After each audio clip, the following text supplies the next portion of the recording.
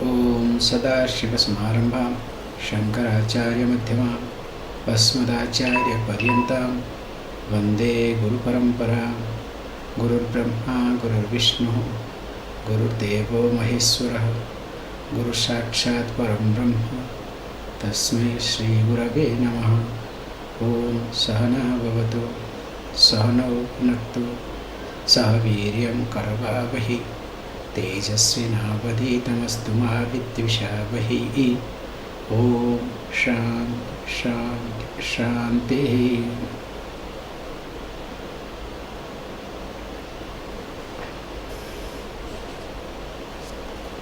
So, summarizing the previous classes. So, as we have been discussing this Shiva Samhita text, the text started with a beautiful prayer verse that we have seen.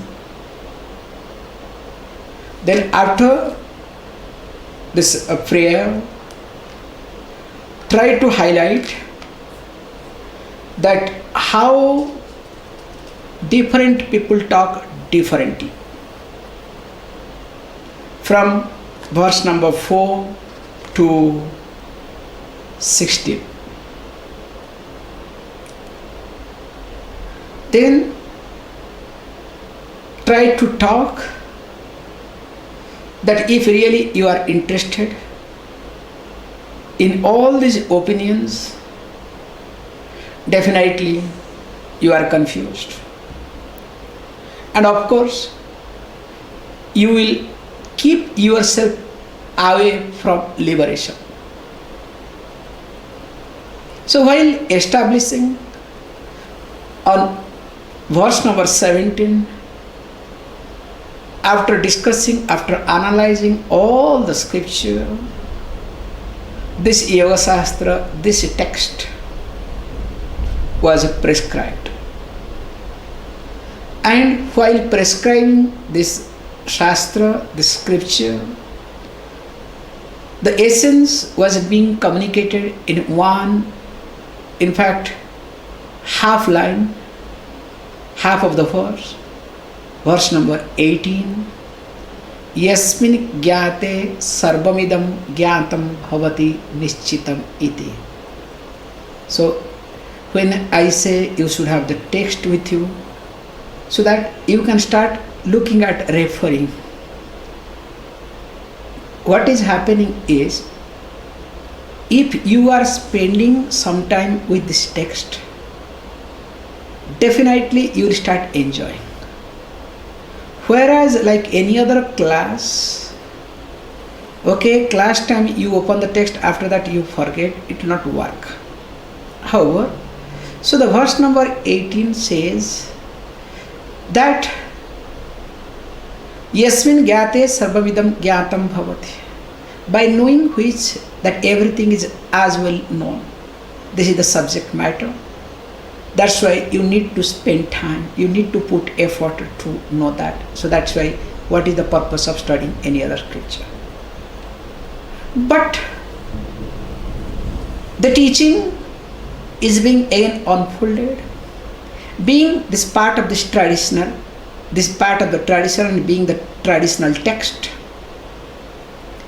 People will have soft corner, some type of soft corner towards karma kanda, towards ritualistic portion of Veda. And that is how people start approaching growing up. Because unlike present day, modern day, nobody wants to work, but everybody wants to think. But in Vedic context, the growth was allowed, or the growth was happening when the person properly looks at karma kanda. So when I say properly looking at karma kanda, the person has to do. That's why we say very carefully, especially when you do this any fire ritual. If you do little bit mistake here and there, I'm just talking about physical aspect, where you are supposed to pour ghee as oblation, suppose you give more or less. both way. Either smoke comes or more fire comes. So if smoke comes, eyes are affected, knows everything, and of course if more fire comes, it becomes so hot you cannot sit next to it. Means every time you have to be careful. That's why we say when you do fire ritual regularly, whether you like it or not, forget about arrangement and other things.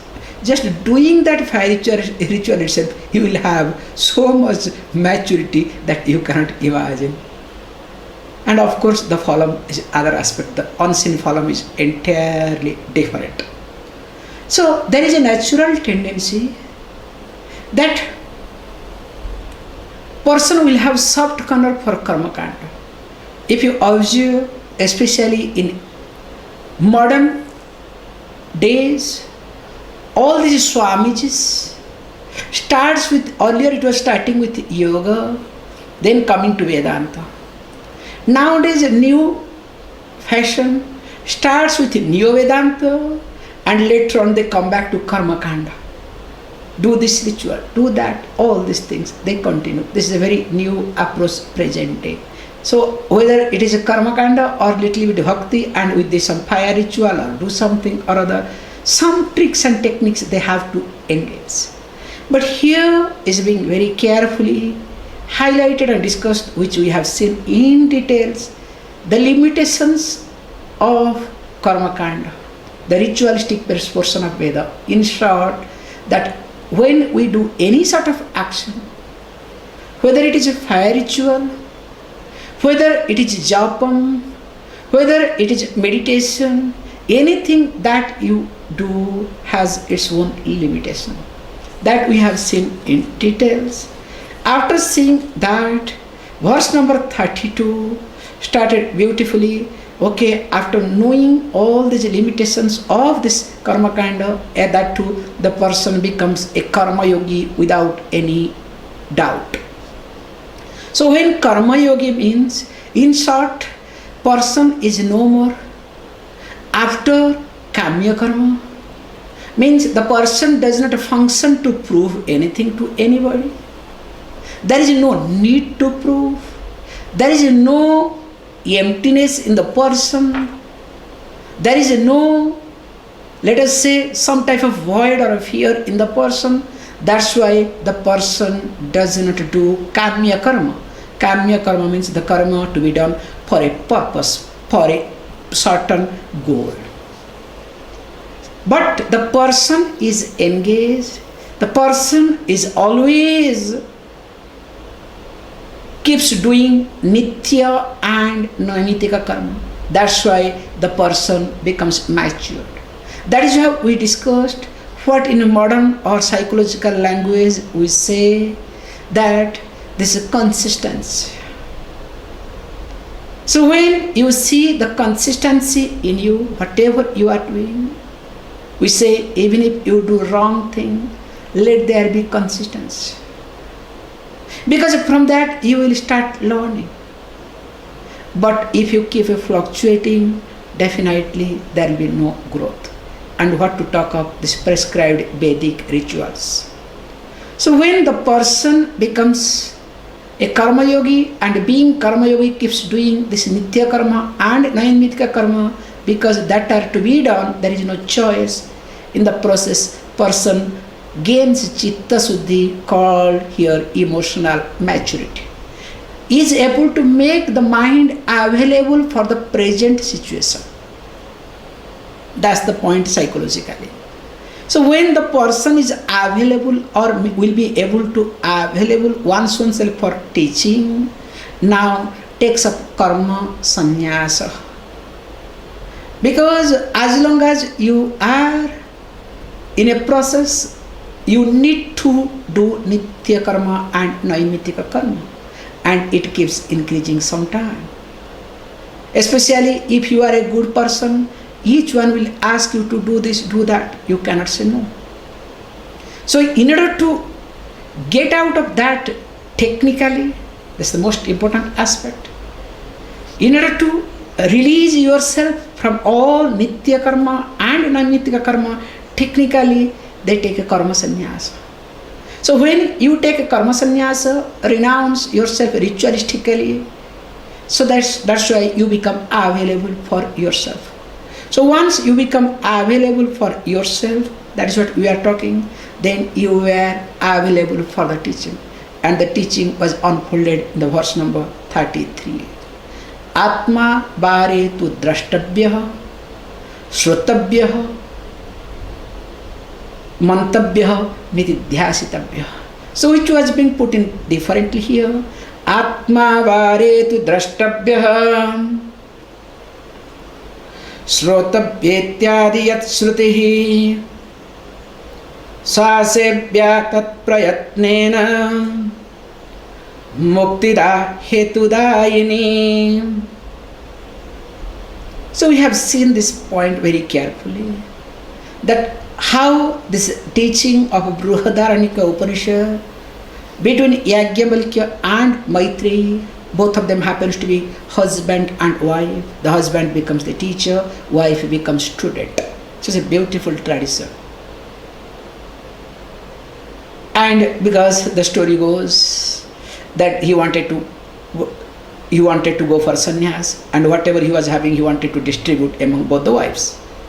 And of course this Maitreyi said, why you want to distribute? Why you are going for this sannyas? What makes you? And what is there? That is how the teaching starts. And he says, for this thing. Then she said, I would like to know, please teach me. That's what the whole teaching continues. It's a beautiful thing to see. However, so Atma wants oneself to be understood. That's why I told earlier, this is the confusion everywhere. When it's a drashtavya, to be seen. So how to see? A common people, a thinker thinks. Only by experience I can feel, I can see. So each one becomes busy to look for experience. So that's why they will say Atma to be experienced. Here seeing means to be understood, to understand. It is to be understood, not to be experienced. So small words creates a lot of confusion because of lack of exposure to traditional teaching. And I am not telling you jokes. Most of the famous saints, some way or other, is not connected to tradition at all. And their words are more heard. And people get carried away completely. So this is what here, drashtabhya, to be seen, to be understood, not to be experienced. So because it is to be understood, that's why earlier also it was being said very carefully, already the person has looked at, this is the second line, or has to look at, in order to understand oneself, you need means of knowledge. And what could be the means of knowledge? The Veda becomes means of knowledge. So the Veda in specific Upanishad or Vedanta becomes means of knowledge at this moment. What we call the teaching tradition becomes means of knowledge. That's why one need to expose one's own self to the teaching tradition. So may you listen to the teacher and teaching. That is how one has to come to the conclusion. So when you come to a conclusion, please remember, this is called making decision. You cannot jump. You cannot approach shortcut. Remember, of course, you cannot use your preferences either. You cannot jump. You cannot use any shortcut, nor you can give priority to your preferences. Then only, please understand, if these three are not taken care, whatever decision you make, in long run, it will not be appropriate either. Just observe this point carefully. When you make a decision, you jump. So why you jump? Because your insecurity is so strong, you feel like covering that gap as quick as possible. That is what you do. So when you try to cover the gap between you and the sense of, let us say, insecurity, the object of insecurity. So when you want to make that gap as quick as possible close to you, then you need to jump. That means the insecurity pushes you to decide. And of course, everywhere insecurity pushes you to decide, but in a different way.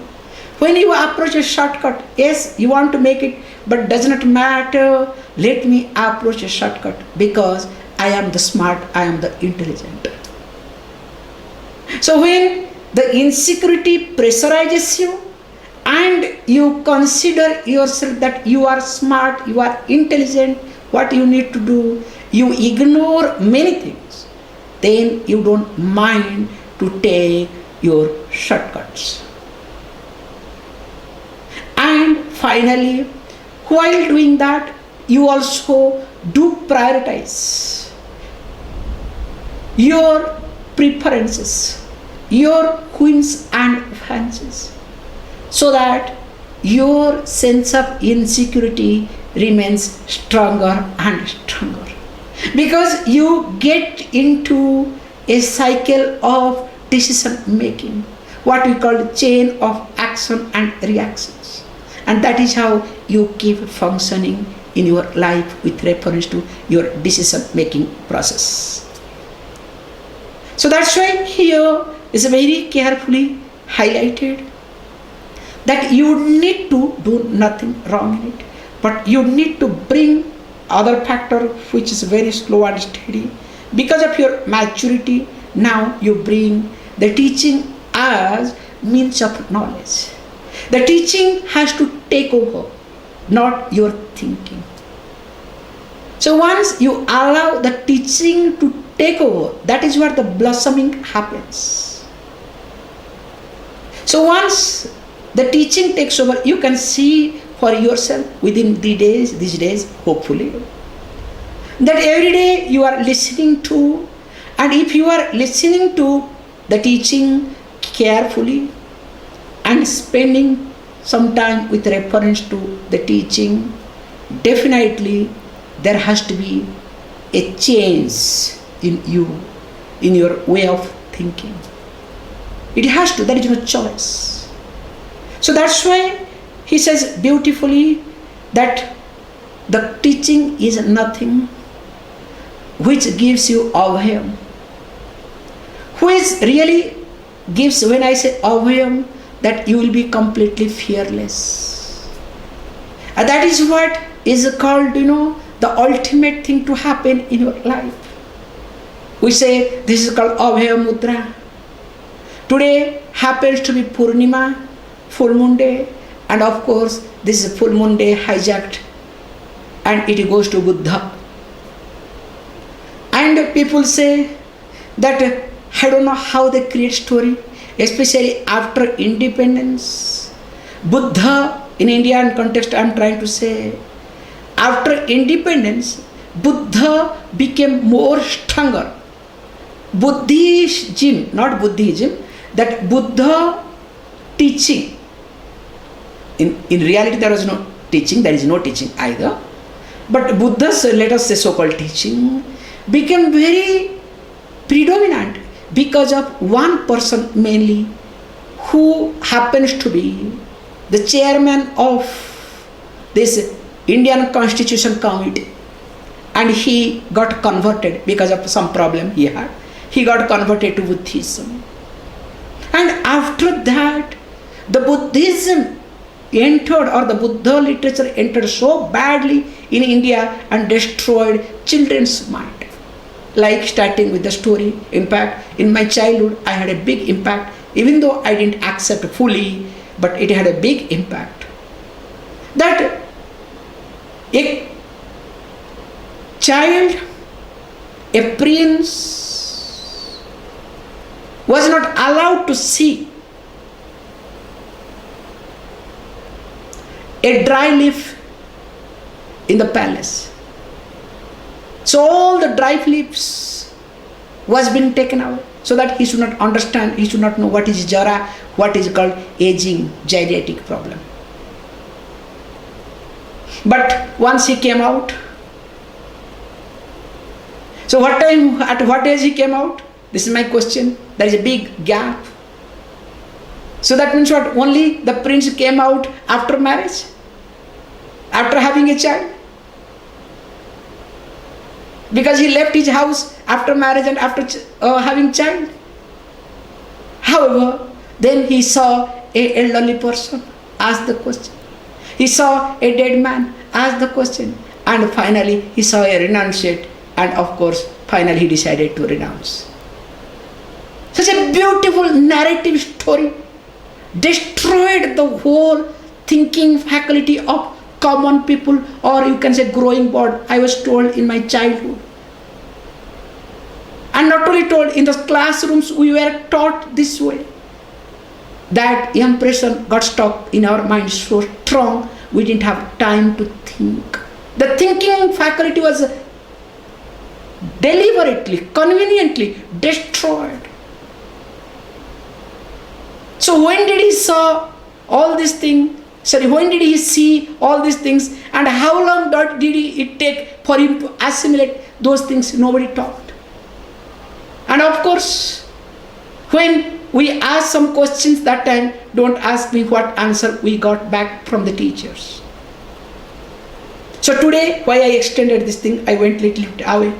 So this story goes, the Buddha was born on this day, enlightened on the same day, and left his body same day. How is it? Might have happened, nothing wrong in it. But really, we have own doubts. Most of the things are fabricated. We say beautifully, carefully. India got just independent recently. And Indian history is not written properly. If you listen to Indian history, especially how India got independent, that many of us in Indian cases do not know, because it was not allowed to write properly. And as you know, history is always written based on the convenience of a few people, few influential people. Everywhere, all over the world, don't do it. And here, because of all these things, why I am really talking this point. Now, the whole teaching goes completely other way around. This Abhaya Mudra started with this. The Abhaya Mudra is during sannyas time it comes. But this Abhaya Mudra went to Buddha. So this mudra means what? Belongs to Buddhism. But deep within, a lot of fear in them. That's why you can see, if you see any Buddhist person, always stressed and strained. The face is not relaxed. If you are not afraid, first thing is your face will be relaxed. If your face is not relaxed, that's the called, understanding your stability. If you are a stable person, your face has to be relaxed.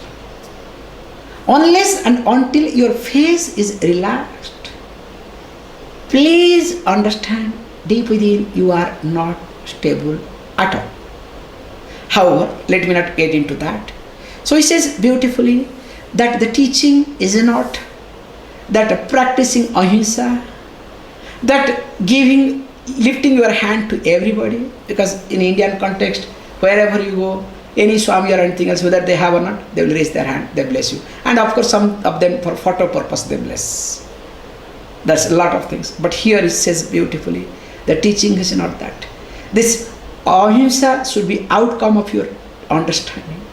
Or lifting your hand must be your sincere blessing or sincere attitude for a person, not to show off. Here, how it can happen, he says, Duritesu cha punyesu yah dhivruti prachodayat. So whatever you do, that was our last class, whether you do good thing or bad thing, whether you do right or wrong, whatever you do, so there is intelligence. The intelligence that pushes you, that makes you to decide and function. Here it's being said that intelligence is me. And not only that, whatever you see, this entire Jagat, entire universe, that is created from me, and of course goes back, merges back to me. So I am the cause of this universe, and it is being sustained by me. And of course during Pralaya time, when everything is really come to the seed format, again it comes back to me. And that me, please understand, is something amazing, and without me there is nothing. And of course I am neither different from everything. So when me is that, so that consciousness, that principle, it's exactly the concept. Also it beings, we'll be seeing this point in details. How it works, we'll see next verse.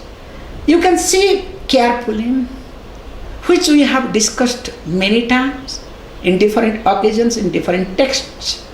Now again let me share this point, that if you go to any ocean, and of course Indian Ocean is more interesting, because in Indian Ocean the waves are really very nice, very heavy and strong.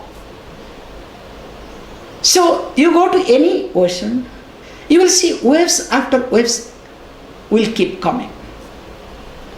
And if you observe, just for few minutes, be part of ocean.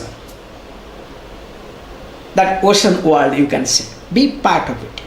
So if you look at a particular wave, so the life of a wave is for few seconds, sometimes 1 minute also, 1 or 2 minutes sometimes, because when it comes from a long distance. And especially I see in European case, it takes a little longer than Indian case. Indian case, push, very fast, and makes big noise and goes back. Whereas in European case, it comes slowly and again goes back. So if you observe, just really very nice to observe this point. So when a particular wave is being formed, now discovers, oh, I am very small. In front of him there are bigger waves. Then suddenly discovers, no, little ahead is smaller than me. In fact, I am young, but I am big. That fellow is already old, is still small. So there is jealousy, there is competition, there is some satisfaction. Imagine how that fellow must be going through.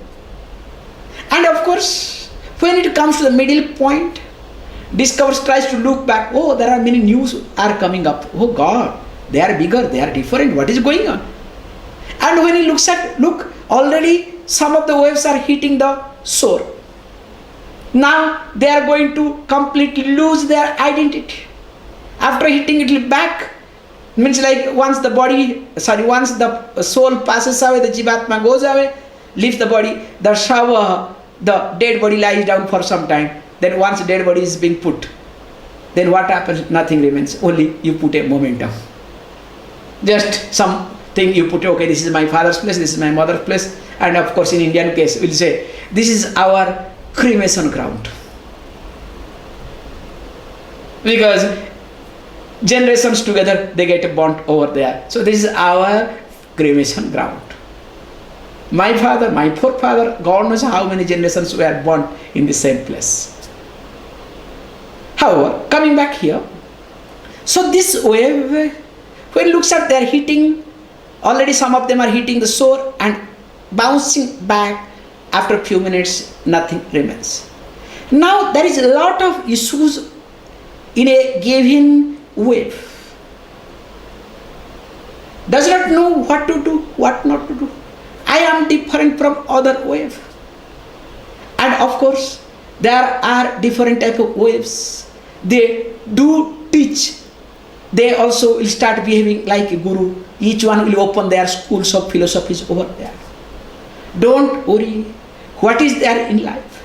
We are born, we are going to die. Let us enjoy. Why are you bothered?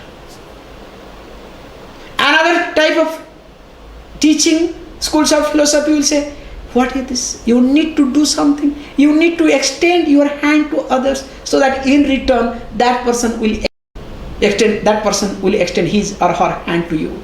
That means mutual cooperation. Each one will try to say something, and of course somebody say, don't worry, surrender yourself. Don't be mundane. If not today, tomorrow you are going to die. So surrender yourself to the God, to the creator of this ocean, to the creator of us. Surrender. And who is that? Actually, he is out of the ocean. Because unless he is outside the ocean, he cannot be God either. Okay, you lift both the hands, start praying, and somebody says, don't worry, please understand, be part of this God, the totality called ocean. In fact, you are part of it. You are born from ocean. Now, as a wave you are born, now you are in the ocean, and again you will go back to that.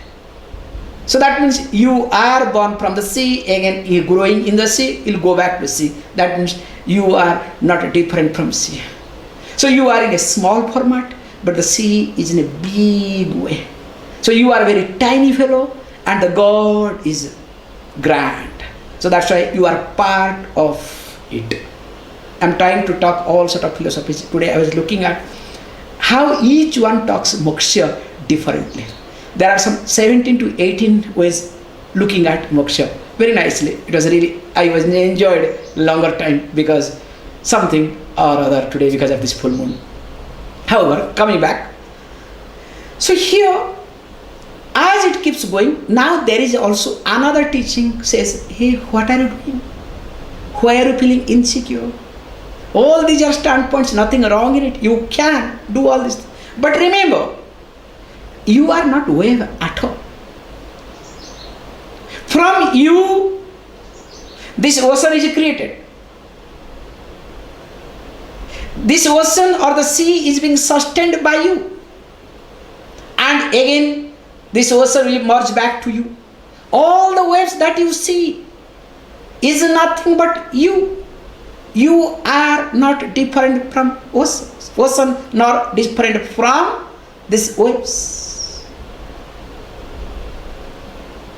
In fact, nothing exists other than you, nor anything can really exist without you. When one of the waves start teaching this way, one other wave will say, what nonsense you are talking. Please, don't talk. I am going to die at any moment, means I am going to hit the shore. How can you talk this thing? Please, shut your mouth. Let me find out my way. No, please. That's why you need to be available to understand this. And how is it possible? Please understand, first of all, you are not wave. You consider yourself that you are a wave. In reality, you are not wave. In reality, you are water.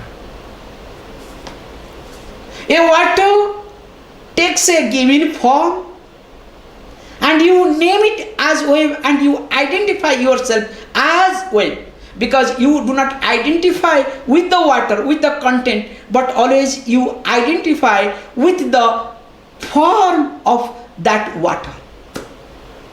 That's why you consider yourself as wave. So if you are water, now tell me, all these waves are born out of what? Sustained out of what? Again goes back where? And what is ocean? Is there any difference?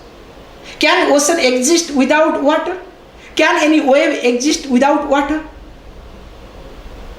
That means nothing can exist without you, nor you can be different from anything. As this is very easy to understand, of course, mind to be aware. But if you are so strong with your individuality, with your identity, we'll be seeing details later on. It gives different type of examples, how it happens, what it happens. So that's why it says beautifully, he gives, when this thing happens, how it happens. Now he gives one beautiful example. Let us look at how. Next verse. Verse number 36.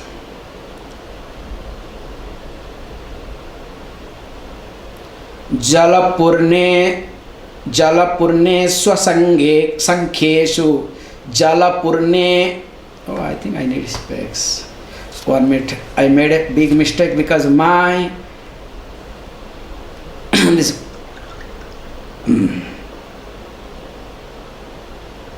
I need bigger font to understand, so that's why it becomes okay. Very good. Jalapurne swasankheshu Saravesu yatha bhavet ekasya bhatya sankhystvam tad vedotra na dushyate upadhisu saraveshu ya sankhya vartate para sa sankhya bhavati yatha Ravochatmani tattatha. Once more.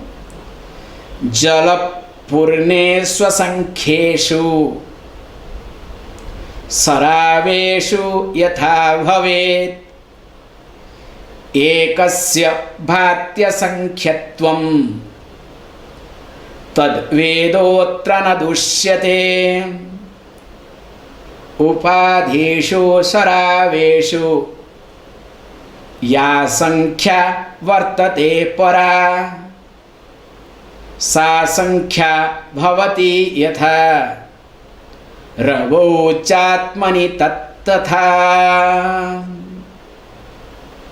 So he gives a beautiful example. Say, look, there are asankhyak, innumerable cups, and you fill the water. So that means small water bodies. So it takes a particular container, because like human beings, each one is a container, or any animal, any creature. And you can take also different type of cups, also big, small, this, that, made up of silver, made up of gold, made up of earth, made up of different type of metals. So all these things, and of course full of water. Now if you look at, and of course it's very steady. Now based on the surface, based on the color, even though water is same, please understand, beautiful way of looking at, even though water is same, based on the base. Now the reflection of sun will take place, even though water is same. And if you look at one sun, but many reflections. And each reflection differs. That's the most important aspect to highlight this much, nothing else. So each reflection differs, not because of the sun, but because of the container. So based on the container, now the reflection either becomes very clear, bigger, smaller, or whatever. Now it says beautifully, as it happens in the same manner, we individuals are innumerable, countless, in different formats. And of course, the consciousness is being reflected in us. So when the consciousness is reflected in us, it depends upon this body. Starting with, please understand, starting with this gross body and subtle body. So based on this gross body and subtle body, because both combinations is required, amazing thing to happen. So it needs body. Of course, sometimes with only subtle body and causal body, there is another stage. But for here, this understanding sake, we can look at this way, that the way you appreciate, the way you look at the understanding is completely depend upon on all the three bodies. Of course, the third body, causal body, is not coming to limelight or coming to the front at all. So mainly these two bodies, gross body and subtle body. So that's why we say gross body and subtle body that we all have is part of our prarabdha. So being part of our prarabdha, that's why you need to accept whatever body you have, whatever thinking faculty you have. Then slowly you keep improving, changing. So he says beautifully, nicely, this point is being highlighted here, that how this sun is being reflected everywhere, indifferently, different ways. So also the consciousness is being reflected, presented through these bodies. So that means I don't have to think, I don't have to consider that there is a difference between me and other people. All are one and same. The bodies are different, and each body is being manifested based on their prarabdha. It is like in a house. Electricity is a very limited example, very limited, please understand. Don't extend because it has got a lot of loopholes. How electricity is one, but it can manifest in different format. It can manifest in the light, the form of light, in the heat, only heat. Of course, heat and light goes together, but we cover up a lot of things. It can give the air, it can give many things. So sound, everything depends upon all this electric system. So one thing that is being exposed or expressed or manifests in a different format, but the basis is electricity. So also with a different type of bodies, the same principle called consciousness manifests in a different way altogether. And of course, it says beautifully, we need to really look at very carefully. Also he tries to talk that next verse, that how is it possible. You can see, so that you don't have to feel bad. This is the concept, that there are many people, but principle is one. Because sometimes people ask, oh, if this is the case, then what will happen when the number of people increases? Don't you think that consciousness gets divided? Remember, it is just mere reflection. If we keep 1,000 pots full of water, or 1 million or 1 trillion, does it make any difference to the sun? It is the person to count, there are many. It is all the reflected bodies, they will have problem because there may not be any space. But sun has no, for sun there is no problem, there is no difference at all. So also with reference to me, the consciousness. But he says beautifully, he also gives another different example how it happens, because this is just how the many, from one it becomes many. But there is an issue. Oh, sun is far away. We are here. That's why I am trying to tell you, we are the reflection of the Father. Can you see the psychology? We are the reflection of Father. That's why you can see that is how the psychology called destruction they have done. So what happens? Now I didn't have any father. There was some issue in me. I did not find who is my father. Then what happens? Now I started calling me as son of Father. And everybody is son of Father. So now this is perfectly matches. So somewhere unknown, no problem. He says, don't worry, I'll give you another example. It goes, please read the next verse.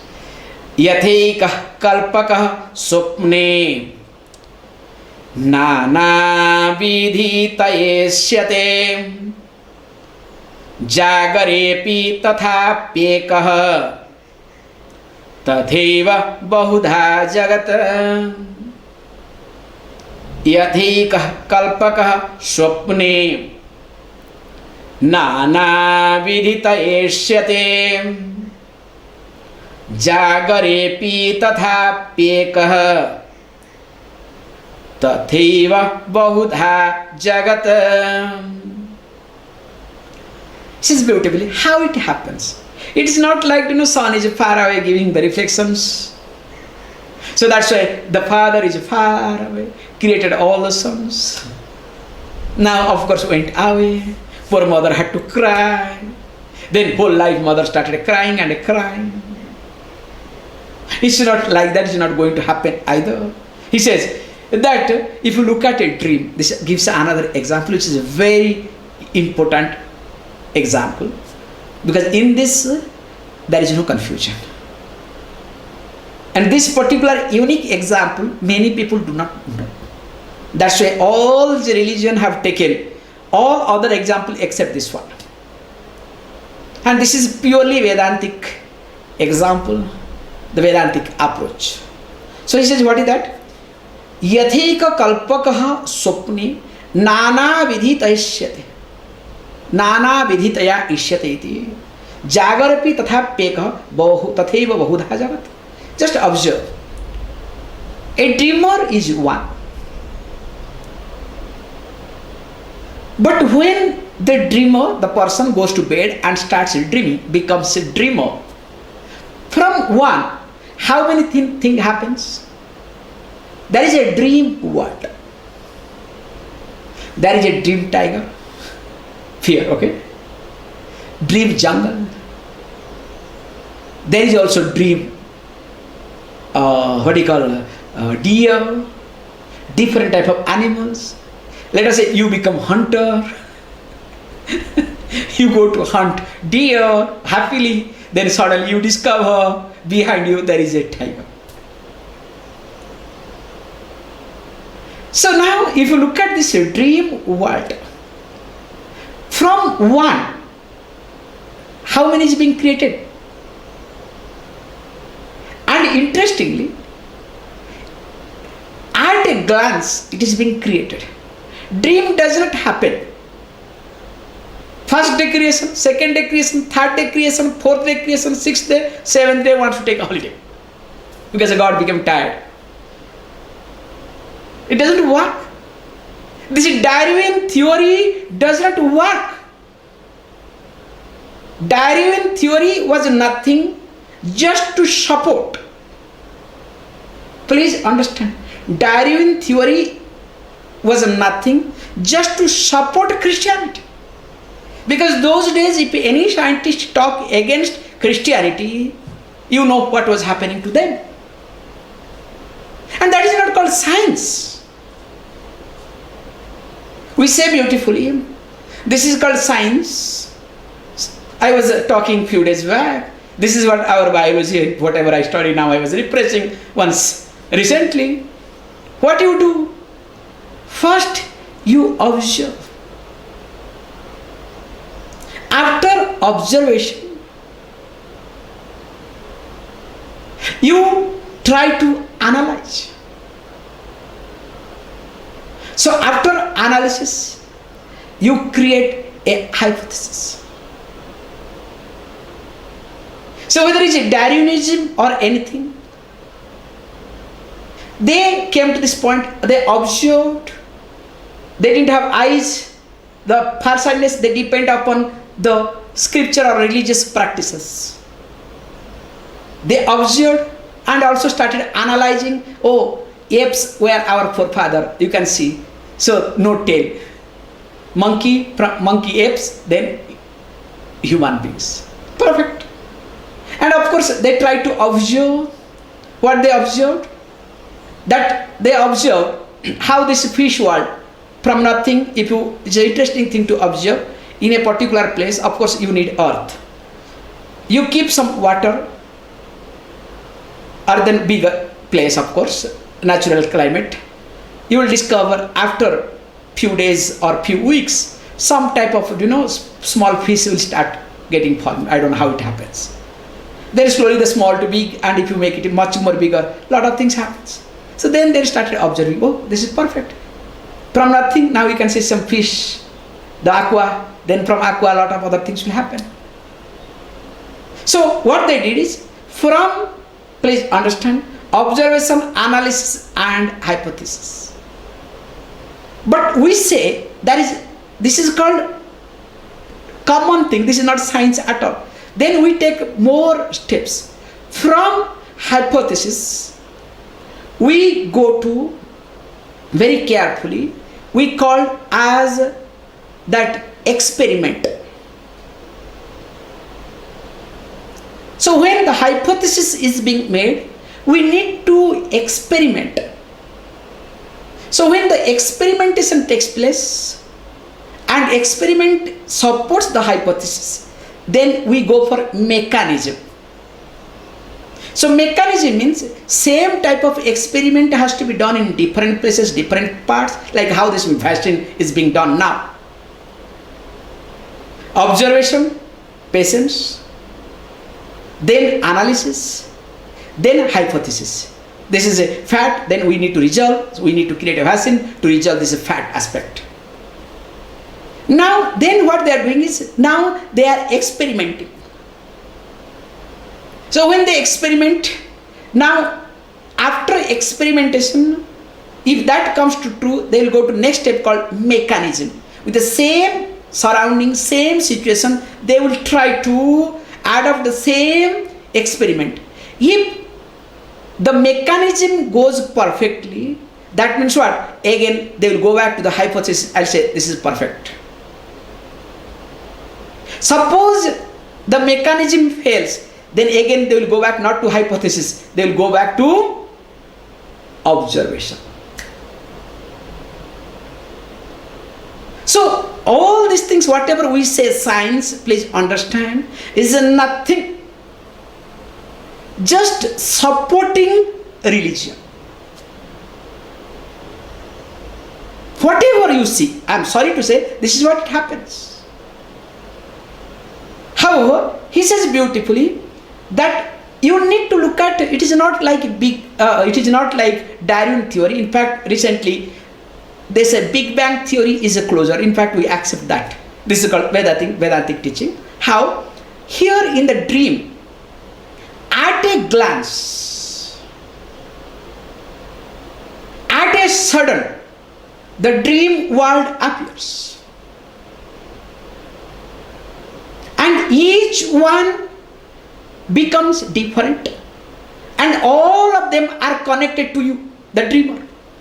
Dreamer is not away from them, nor they are away from dreamer, please remember.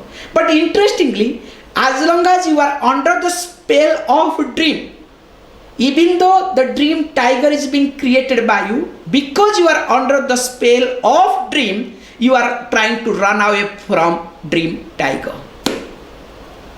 Even though the dream deer is created out of you, now you are running behind the dream deer. Can you see? Neither the dream tiger or deer be far away from you, different from you, nor they can exist. And interestingly, the moment you wake up, all the dream world vanishes at a glance. So also me and this universe. This universe appears as though many. All are different. It is exactly like going back to this wave example. For a child, wow, so many waves, so many things. Look small, big, this, that. But the one who understands all are water. You look at what? Oh, all are only water. So this world appears as though many. But in reality, there is only one, that is me. In fact, what is there, it is in me. What is in me, that is there. There is no difference. More of it we'll see tomorrow.